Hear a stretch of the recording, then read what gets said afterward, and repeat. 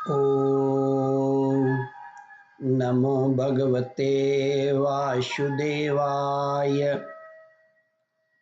श्रद्धालु भक्तों, श्रीमद् भागवत महापुराण के नवम स्कंद के 22वां अध्याय के अंतर्गत पांचाल, कौरव और मगध देशीय राजाओं के वंश का वर्णन, इसका प्रस्तुतिकरण करूंगा।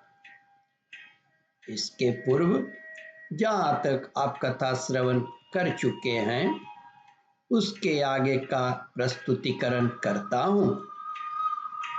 श्री सुखदेव जी कहते हैं, परीक्षित, विचित्रवीर्य अपनी दोनों पत्नियों में इतना आसक्त हो गया कि उसे राज्य क्षमा रोग हो गया और उसकी मृत्यु हो गई। माता सत्यवती के कहने से भगवान व्यास जी ने अपने संतानहीन भाई की स्त्रियों से धृतराष्ट्र और पांडु 2 पुत्र उत्पन्न किए। उनकी दासी से तीसरे पुत्र विदुर जी हुए। परीक्षित, धृतराष्ट्र की पत्नी थी गांधारी। उसके गर्भ से 100 पुत्र हुए।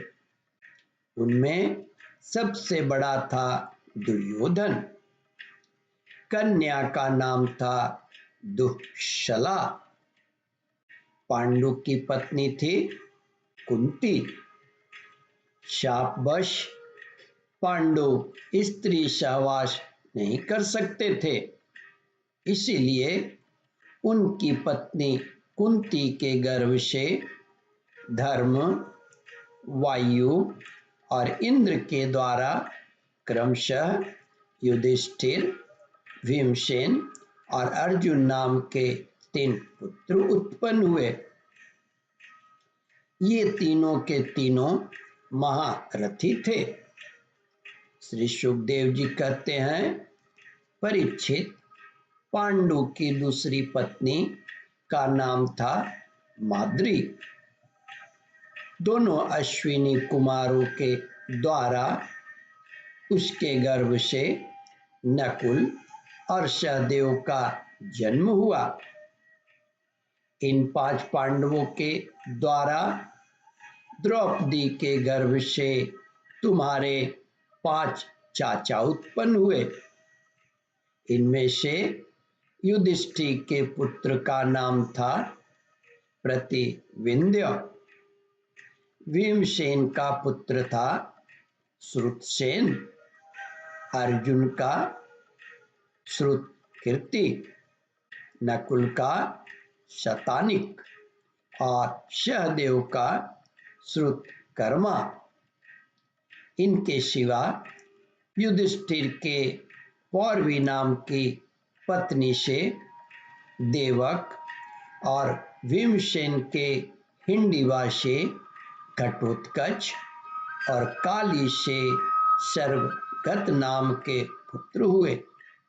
सहदेव के पर्वत कुमारी विजय से सुहोत्र और नकुल के करेनुमति से नरमित्रा हुआ।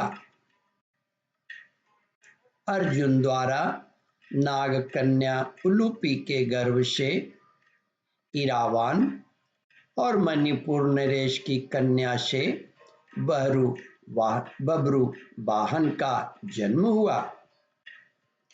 बब्रू वाहन अपने नाना का ही पुत्र माना गया, क्योंकि पहले ही यह बात तय हो चुकी थी। अर्जुन की सुभद्रा नाम की पत्नी से तुम्हारे पिता अभिमन्यु का जन्म हुआ। वीर अभिमन्यु ने सभी अतिरथियों को जीत लिया था। अभिमन्यु के द्वारा उत्तरा के गर्भ से तुम्हारा जन्म हुआ। परीक्षित, उस समय कुरुवंश का नाश हो चुका था। अश्वत्थामा के ब्रह्मास्त्र से तुम भी जल ही चुके थे, परंतु भगवान श्री कृष्ण ने अपने प्रभाव से तुम्हें उस मृत्यु से जीता जागता बचा लिया। ओम परमात्मने नमः। श्रद्धालु भक्तों, इस कथा को ध्यानपूर्वक श्रवण, मनन और इसका चिंतन करें। इस कथामृत का रसास्वादन अपने बंधु बांधवों को भी करावे।